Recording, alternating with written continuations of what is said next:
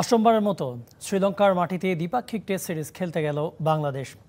লঙ্কানদের ঘরে আগের 7টা সিরিজ থেকে মাত্র একটা ম্যাচেই জিততে পেরেছিল টাইগাররা।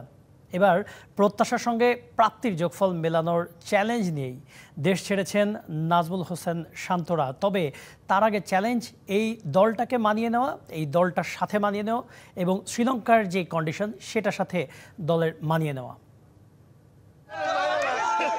একটা সময় ছিল যখন টাইগাররা একটা ম্যাচ জিতলে উচ্ছ্বাসের বন্যা বইতে শুরু করত টেকনাফ থেকে তেঁতুলিয়া অবধি। দেশের ক্রিকেট যখন শক্ত ভিতের উপর দাঁড়াতে শুরু করলো তখন সেই উচ্ছ্বাস হতো বিশেষ বিশেষ ম্যাচ জয়ের পর।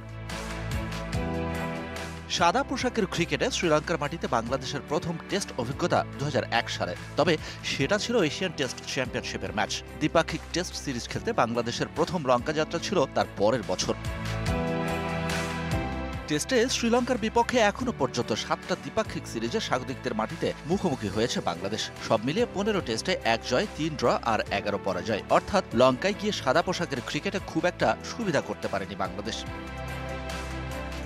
15 মার্চ 2017 শ্রীলঙ্কার মাটিতে স্বাগতিকদের বিপক্ষে নিজেদের 100তম টেস্ট খেলতে নামে বাংলাদেশ। সাকিব আল হাসানের সেঞ্চুরি সহ 6 উইকেট, তামিম ইকবালের 2 ইনিংসে হাফ সেঞ্চুরি, বাকিদের লড়াকু সাপোর্ট, সব মিলিয়ে নিজেদের 100তম টেস্ট জয় দেখে বাংলাদেশ। 2 ম্যাচের সেই সিরিজ 1-1 ড্র করে টাইগাররা। সিরিজ শেষে লঙ্কান ক্রিকেট বোর্ড 2 দলকেই দেয় বিশেষ সম্মাননা।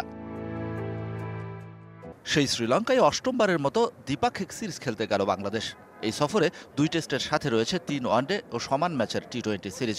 বিসিবির বড় চেয়ারে এসেছে পরিবর্তন টাইগার স্কোয়াডের নেতৃত্বেও। টি-20 নেতৃত্বের জন্য লিটন দাসের পর ওয়ানডের জন্য মেহেদী হাসান মিরাজকে বেছে নিয়েছে বিসিবি। আর টেস্টে যথারীতি নাজমুল হোসেন শান্ত। নতুন একটা শুরুর অপেক্ষায় Bangladesh. Shahan Papon, DBC news desk.